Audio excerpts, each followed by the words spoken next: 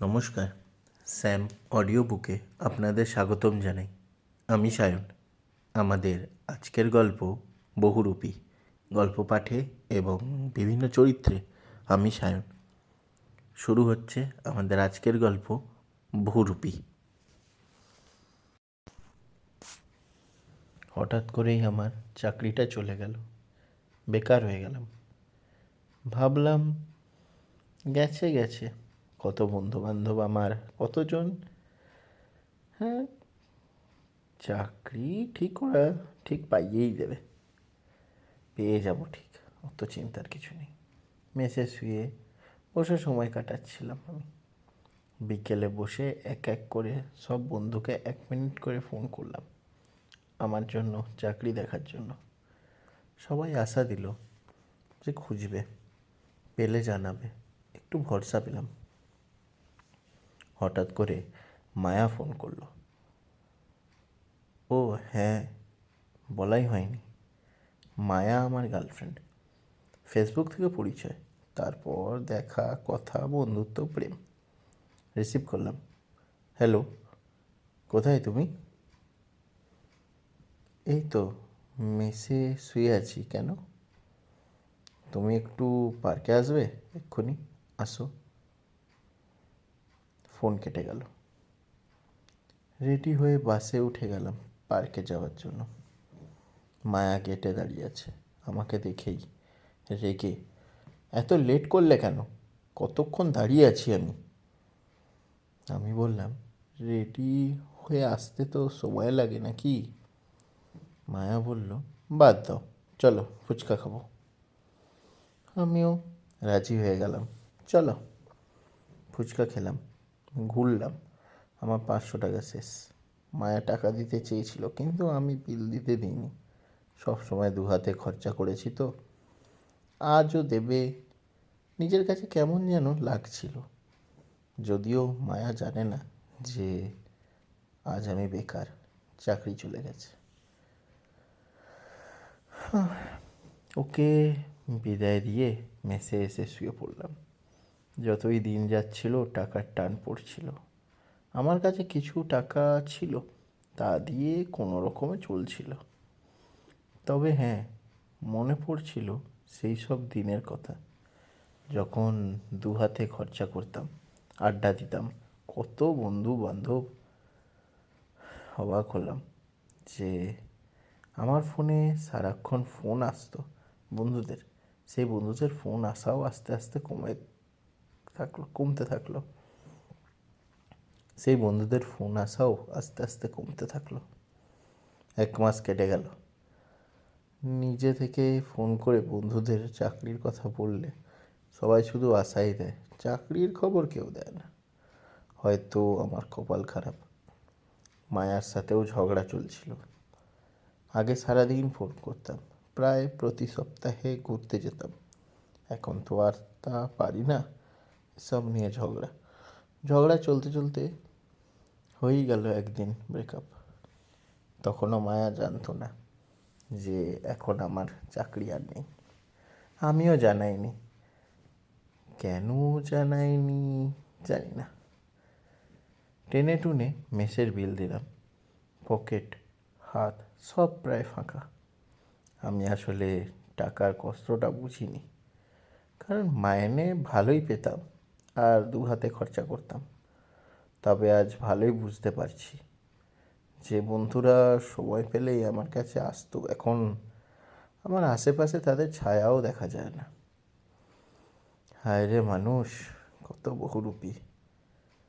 দেখতে দেখতে 2 মাস হয়ে গেল, চাকরি হচ্ছে না। মেসে খাওয়ার বিল যে আমি সবার আগে দিতাম, সেই আমি বাকি রাখলাম যে একটু ম্যানেজ করুন প্লিজ, সামনের মাসে দিয়ে দেবো। কেউ দিতে চায়নি টাকা, কারণ আজ আমি বেকার। কিন্তু অভি দিয়েছিল, আমি চাইনি, কিন্তু ও আমার হয়ে দিয়েছিল।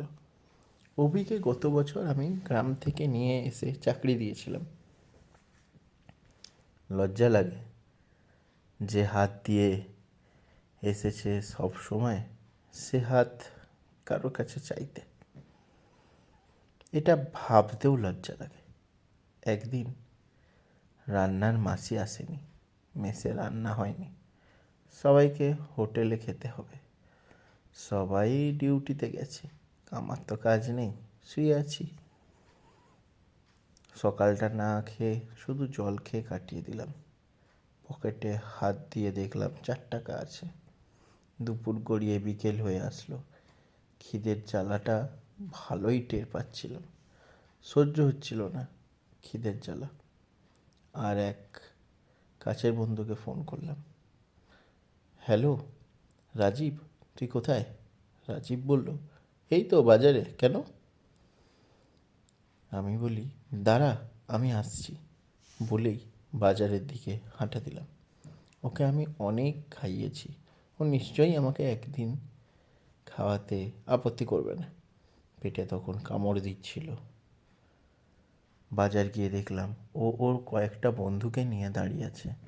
আমাকে দেখেই, কিরে কেমন আছিস? এই তো চলছে, আজকাল যে আর দেখাই করিস না, কি ব্যাপার? ও বলল, আসলে ব্যস্ত থাকি রে, তাই। আচ্ছা যাই রে, তাড়া আছে। চলে গেল। আমিও কিছু বলতে পারলাম না। ওর বন্ধুরা ওর পাশে ছিল। পেটে তখন আমার এত খিদে যে কেউ যদি আমার রক্তের বিনিময়ে খেতে দেয় তবু আমি রাজি হয়ে যাব। আমি যে হেঁটে মেসে যাব সেই শক্তি পাচ্ছিলাম না। বসে পড়লাম। খিদের জ্বালা যেন কতটা ভয়ানক আজ বুঝতে পেরেছি।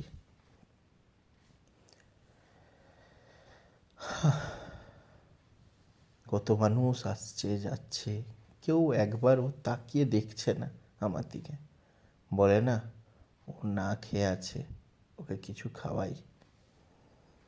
ঈশ্বর মহান, তিনি তো আছেন, তিনি তো কাউকে মারবেন না। আমি বসে আছি, খিদের জ্বালায় কাতরাচ্ছি। এমন সময় মায়া কোথা থেকে এলো। ও নাকি কি এক কাজে এদিকে আসছিল। মায়া আমার কাছে আসতে চমকে উঠলাম, কিন্তু চুপ করে বসে আছি। এ কী অবস্থা হয়েছে তোমার? শরীরের যত্ন নাও না নাকি? মায়া বলল। আমি কোনো কিছু বললাম না, চুপ থাকলাম। মায়ার চোখের কোণে জল নেমে এলো। কি হলো, চুপ করে আছো কেন? আমি, খুব লজ্জা লাগছে, একটা কথা বলবো। মায়া বলল, বলো। সারাদিন কিছু খাইনি, খুব খিদে পেয়েছে, আমাকে 30-40 টাকা ধার দাও প্লিজ। এসো। মায়া আমাকে নিয়ে গিয়ে একটা রেস্টুরেন্টে বসালো। তারপর ভাত, মাংস, ডাল, তরকারি সব অর্ডার করলো। আমার সামনে দেওয়া মাত্র গপ গপ করে খেতে লাগলাম। আমার সামনে দেওয়া মাত্র গপ গপ করে খেতে লাগলাম। আর কোনো দিকে খেয়াল নেই। 2 প্লেট ভাত, মাংস, তরকারি সব খাবার খেয়ে যেন রাক্ষসে পেটটা ভরল। এত শান্তি লাগছিল যা ভাষায় প্রকাশ করা যায় না। মায়ের দিকে তাকালাম। মায়া আমাকে দেখে শুধুই কাঁদছে। হয়তো বুঝতে পেরেছে, কারণ মায়া ভালো করেই জানে আমি কারোর কাছে চেয়ে খাওয়ার ছেলে নই। মায়া বিল দিল।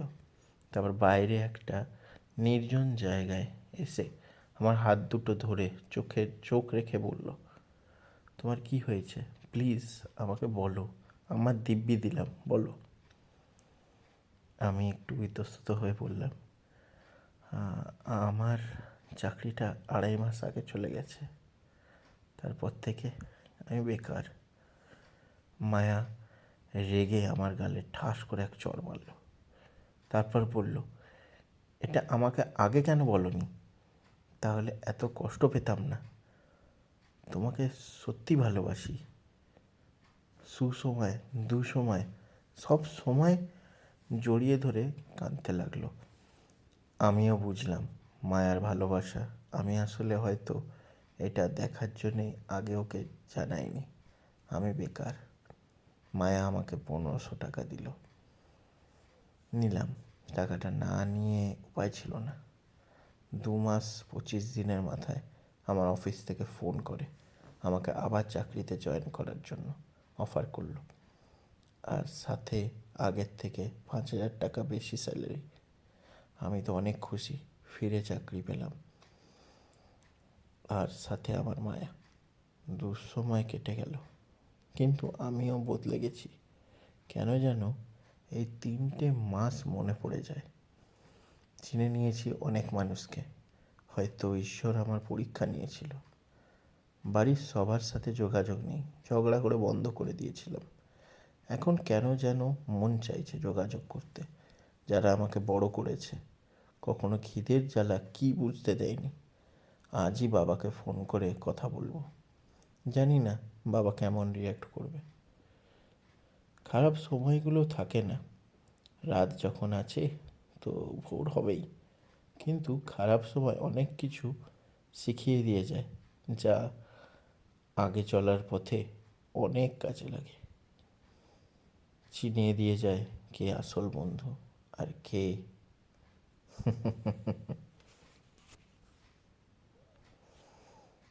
আপনারা শুনছিলেন বহুরূপী, গল্প পাঠে এবং বিভিন্ন চরিত্রে আমি সায়ন। গল্পটি আপনাদের কেমন লাগলো অবশ্যই কমেন্ট করে জানাবেন। আর এইরকম আরও গল্প পেতে আমাদের চ্যানেলটি সাবস্ক্রাইব করে পাশে থাকা বেল আইকনটি প্রেস করে দেবেন, যাতে যখনই আমাদের আগামী পর্বের গল্প আপলোড হবে সবার আগে আপনাদের কাছে এসে পৌঁছায়। আর যদি আপনাদের কাছে কোনো গল্প থেকে থাকে অবশ্যই আমাদের সাথে যোগাযোগ করুন। আমরা আপনাদের নাম সহ স্যাম অডিও বুকে আপনাদের গল্প আপলোড করব। তাহলে আজকে এখানে শেষ করছি, আবার দেখা হবে আগামী সপ্তাহে একটা নতুন গল্প নিয়ে। ততদিনের জন্য ভালো থাকবেন, সুস্থ থাকবেন, গল্প পড়বেন, গল্প লিখবেন, গল্প শুনবেন, গল্প শোনাবেন। ধন্যবাদ।